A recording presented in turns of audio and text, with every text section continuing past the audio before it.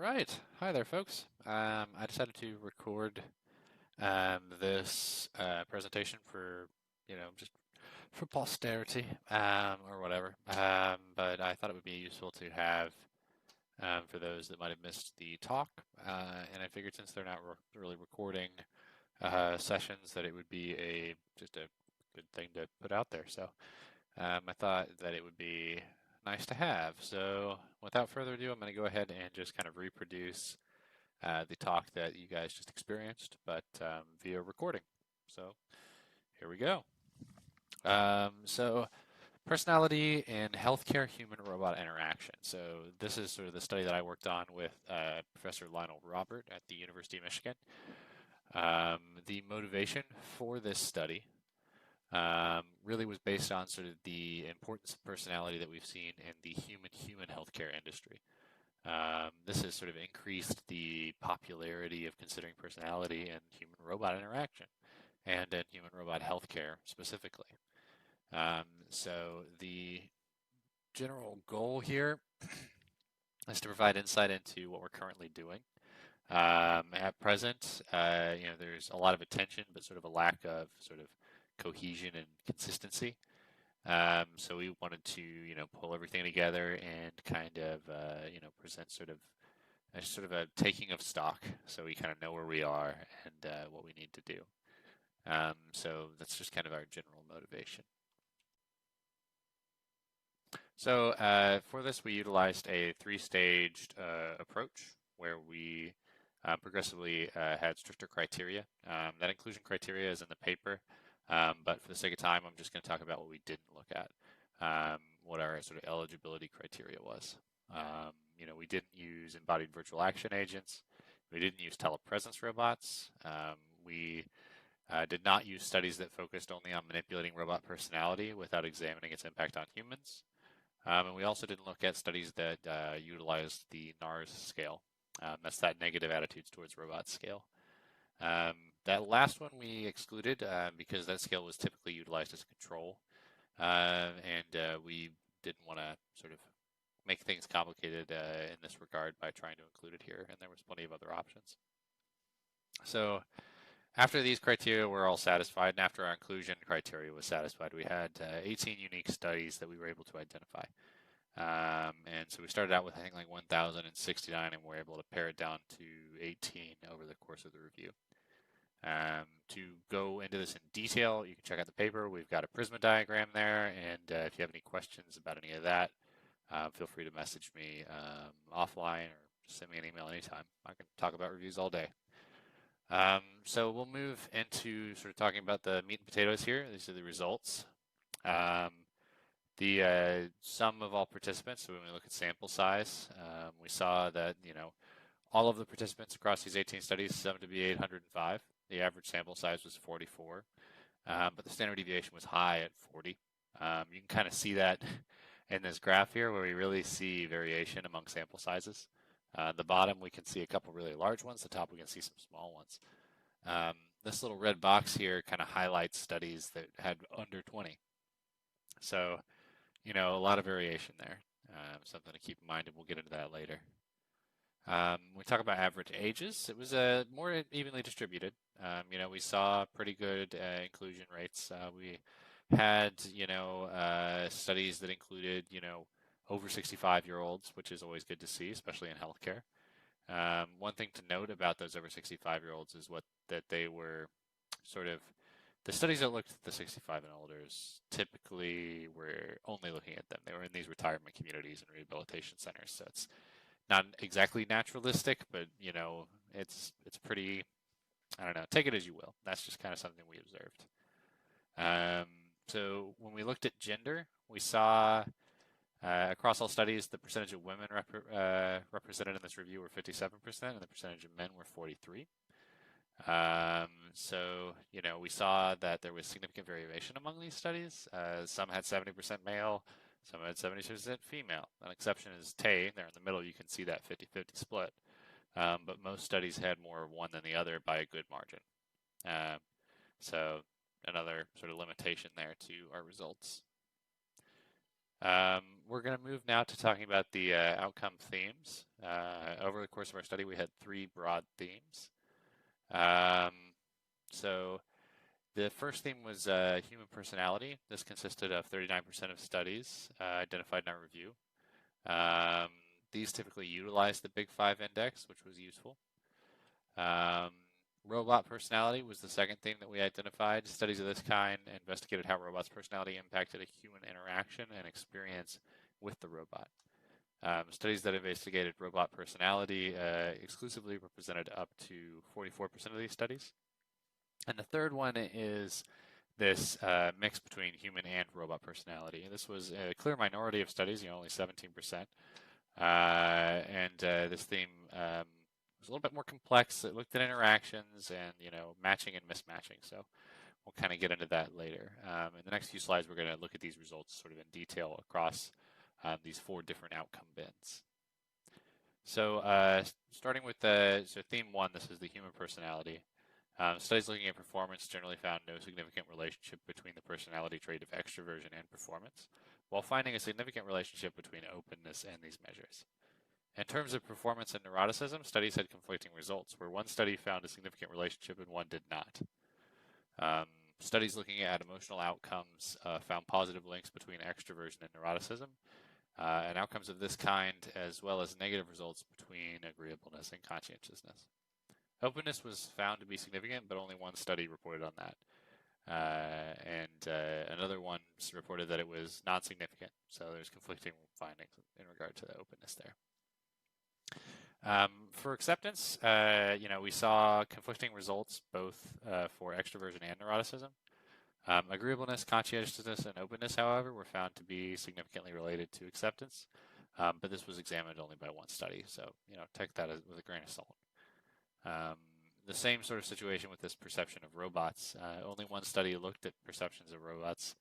They found a positive relationship between lower levels of neuroticism and a tendency to have lower anthropomorphic perception of the robot. So that's kind of another trend that we're seeing there. Moving to less less wieldy results. Theme two was these robot personality results. These varied a lot, so we didn't have that neat sort of categorization that the Big Five gives us. We saw a lot of different sort of traits being looked at. We still used the same outcome bins because we thought that was appropriate here. So we'll start out with this performance one. You can see that performance was significantly impacted by a variety of different traits. A total of 7 studies looked at different robot personality traits and their impacts on performance. So that was sort of our biggest set there.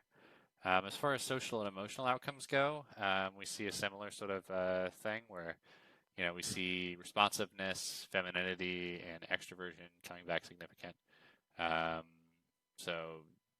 That's another interesting observation. When we go into acceptance outcomes, each of these studies examined different robot personality characteristics. There wasn't really much overlap.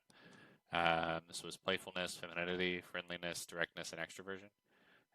Of these characteristics, playfulness, femininity, and extroversion were found to be significant and to have positive associations with acceptance outcomes. Again, for this last one, only one study looked at it. And in this study, anthropomorphism and human likeness was assessed and found to have a significant impact on whether individuals assigned a positive personality to the robot or a negative personality. Specifically, the study found that the more anthropomorphic the robot, the more individuals assigned it a positive personality. So, interesting, but by no means sort of consolidated.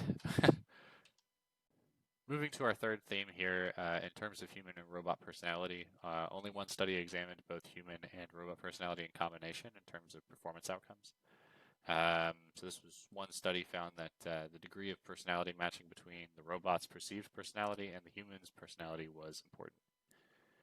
Once again, only one study investigated the effects of both human and robot personality in combination in terms of social and emotional outcomes. This study determined that the degree of conscientiousness of a participant had a significant negative relationship with the sociability, i.e. extroversion of a robot.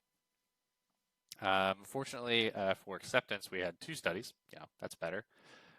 Each of these studies adapted a unique approach, though. The first examined the impact of a more or less social robots, so more introverted or less extroverted, kind of introvert-extrovert divide. I consider them more social to be extroverted, and the less social to be introverted. But there's some wiggle room there. And we saw that in this study, the degree of extroversion or the degree of sociality really impacted sort of the how conscientiousness, how conscientious the humans thought it was. So moving to our acceptance outcomes, each of these studies adapted a unique approach. The first examined the impact of more social versus less social robots and how this impacted humans with varying degrees of conscientiousness.